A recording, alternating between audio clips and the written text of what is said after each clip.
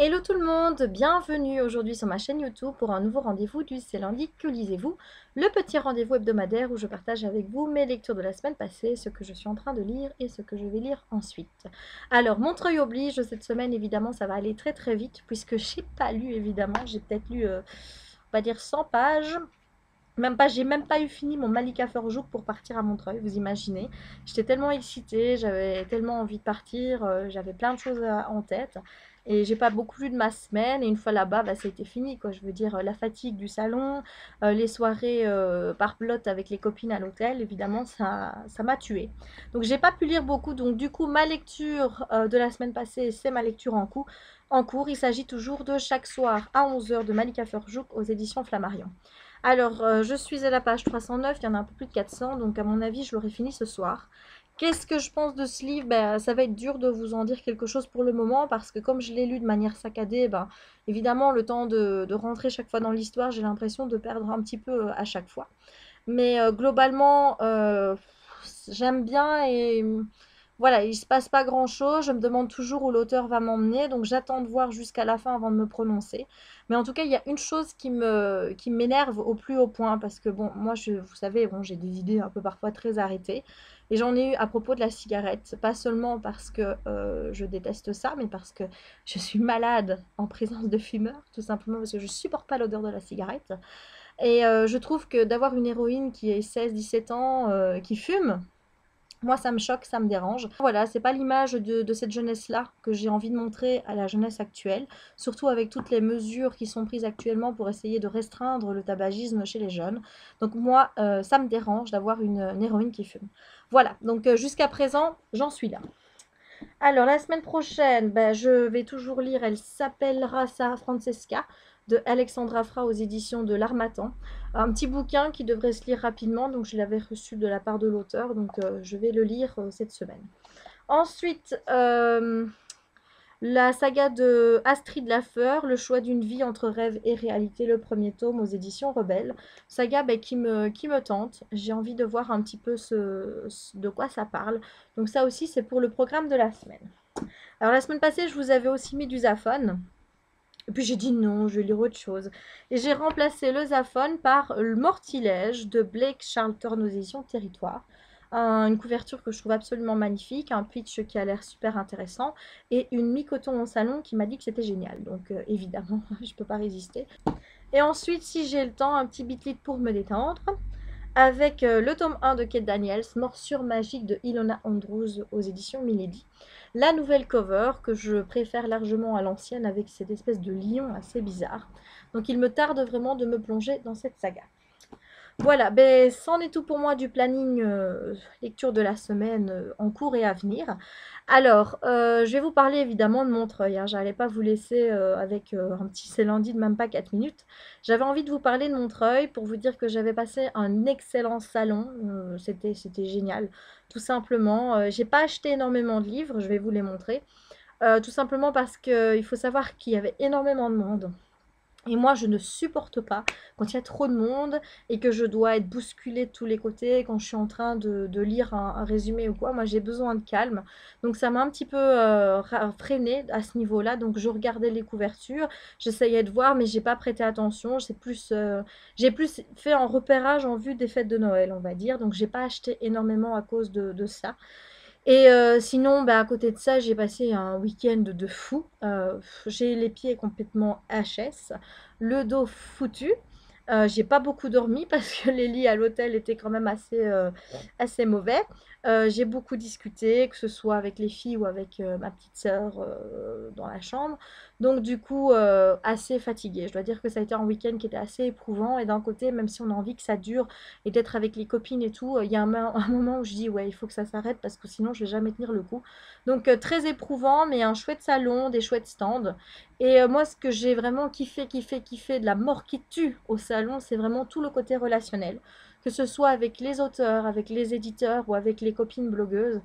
Franchement, j'ai kiffé, j'ai tout kiffé. Vous savez, Voilà, l'année passée, j'avais déjà certains contacts, j'avais rencontré certains attachés presse avec qui je bosse. De voir qu'elle se souvenait de moi en voyant ma tête, bah, ça fait plaisir, hein. Je dis, bah tiens, c'est que j'ai quand même laissé une petite impression. Donc ça m'a fait super plaisir de parler avec d'autres attachés presse également. Il y en a une en particulier, je ne sais pas si elle va regarder ma vidéo, que j'ai appelée Mon Petit Soleil. Je lui ai même dit que c'était la première attachée presse que j'appelais ma bichette. Voilà, tout simplement parce que je me suis sentie très proche d'elle. On a beaucoup parlé au salon. J'ai d'ailleurs dit à plusieurs reprises que je camperais bien devant son stand, tellement je m'y plaisais bien. Je crois que là, tous ceux qui ont été au salon savent de qui je parle.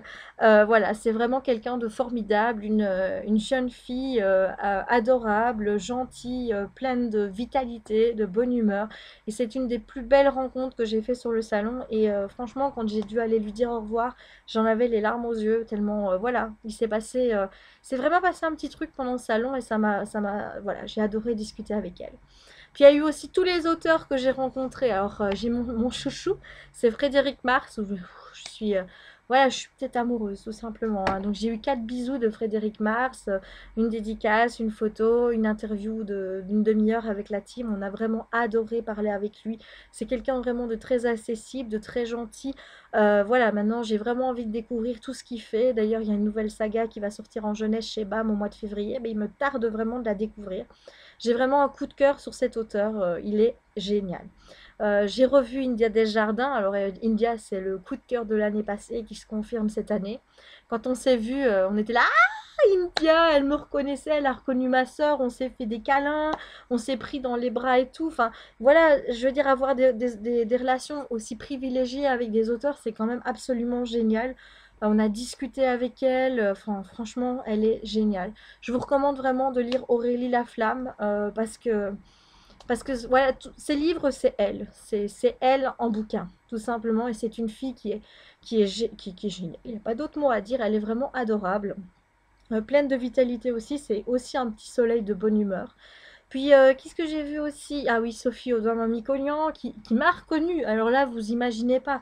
Vous avez une auteure telle que Sophie qui est reconnue partout, qui fait dédicace sur dédicace dans toute la France, même en Belgique, et qui vous a vu une fois dans sa vie, et quand elle vous voit, vous dit bonjour, vous fait la bise. On s'est même tutoyé. Je me suis même permis de la tutoyer d'ailleurs, et qui vous dit qu'elle vous reconnaît et tout, mais ça, franchement, ça fait super plaisir. Marie Caillet qui est venue me voir également, avec qui j'ai pu discuter, qui est une auteure mais absolument adorable également, qui d'ailleurs m'a dit qu'elle lisait mon blog et qu'elle allait acheter Le Dernier Hiver de Jean-Luc Marcastel suite à l'avis que j'en avais fait. Et voilà, sur un nuage. J'ai été sur un nuage pendant toute la durée du salon. J'ai rencontré Vincent Villeminot avec qui j'ai bien aimé discuter. J'ai fait la bise à Eric Lam. J'ai fait la bise à Eric Lam. J'ai fait à Stéphane Marsan aussi, hein, donc le directeur de chez Brajlon. J'ai vu Ellie Anderson qui, lui, quand il m'a vu, avait un grand sourire sur le visage et m'a reconnu tout de suite.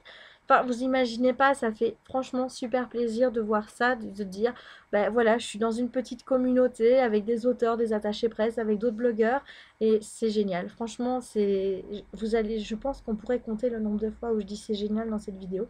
C'est fou quand même, hein. Et à côté de ça, après, vous avez eu le relationnel avec les blogueurs, certains qui m'ont reconnu à cause des vidéos, d'autres qui sont venus me voir également. J'ai fait de très belles rencontres, des gens que je voyais pour la première fois pour la plupart. J'ai adoré. Voilà, j'ai dit que je ne citerai pas de nom dans ma vidéo parce que j'ai peur d'en oublier. Et si j'en oublie, j'ai peur que ces personnes le prennent mal. Alors qu'il s'agirait juste d'un oubli de ma part parce que j'ai pas fait une liste ici pour remercier les gens que j'ai vus. Je voulais juste dire que toutes les personnes que j'ai rencontrées, tous les blogueurs que j'ai vus sur le salon, j'avais envie de vous dire un immense merci. Parce que vous avez rendu l'expérience encore plus belle. Vous avez enrichi ma vie avec votre amitié. Et merci à vous de m'avoir permis de trouver ma place et d'enfin me dire ça y est, j'ai trouvé le monde dans lequel j'appartiens. Et voilà, ça fait super plaisir de savoir intégrer dans cette belle communauté littéraire. Donc je voulais vous remercier. Je vais arrêter parce que je vais pleurer, mais je voulais vous remercier vraiment tous autant que vous êtes pour tout ce que vous m'avez apporté pour ce salon, et j'espère qu'on aura l'occasion de se revoir très bientôt pour encore discuter tous ensemble et pour profiter pleinement, rigoler et tout ça. Voilà, donc je vais arrêter ma vidéo sur mes achats. Alors d'abord, un cadeau que Galéane m'a fait, tout simplement parce que Miss a insisté pour me faire mon cadeau d'anniversaire à Montreuil. J'avais beau lui dire de me laisser tranquille avec ça, que je ne voulais rien pour mes 30 ans. Elle m'a pas écouté, elle m'a forcé à lui dire le nom d'un livre pour me l'acheter. Et j'ai craqué sur Monster High, le tome 3. Donc quand on parle du loup de Lizzie Harrison. Donc j'ai pas encore lu le tome 2, mais ça ne saurait tarder parce que c'est une saga qui m'avait plu. C'est très simple, c'est léger. J'avais super adoré le tome 1, donc voilà. Maintenant, je suis à jour dans la saga. J'ai déjà le tome 3. Ensuite, un petit service presse sur Michel Lafon, donc l'héritage des Darceurs, le tome 2, Allégeance de Marie Caillet. Voilà, donc j'ai très envie de le découvrir, surtout que j'en ai parlé avec Marie. Je lui ai dit que j'allais bientôt chroniquer son livre. Et elle m'a regardé, elle m'a dit ouais, d'ailleurs c'est moins descriptif qu'elle m'a fait comme ça. Donc ça, je dis voilà, ça veut dire qu'elle suit vraiment les avis et tout. Ça fait franchement ça fait plaisir. Donc j'ai hâte de me plonger dans le tome 2 de l'héritage des Darceurs de Marie Caillet. Alors, mes achats personnels, comme je vous l'ai dit, il n'y en a pas énormément, j'en ai que 3. Tout simplement parce que, comme je vous l'ai annoncé tout à l'heure, le fait d'être bousculé à droite et à gauche, j'ai pas voulu lire les quatrièmes de cover, les enfants qui crient, enfin moi je suis quelqu'un qui aime bien le calme. Même si je ne suis pas calme moi-même, je crois qu'il y en a beaucoup qui sont aperçus que je sautille assez rapidement, je fais des hihi de contentement très rapidement et que je suis assez exubérante en vrai.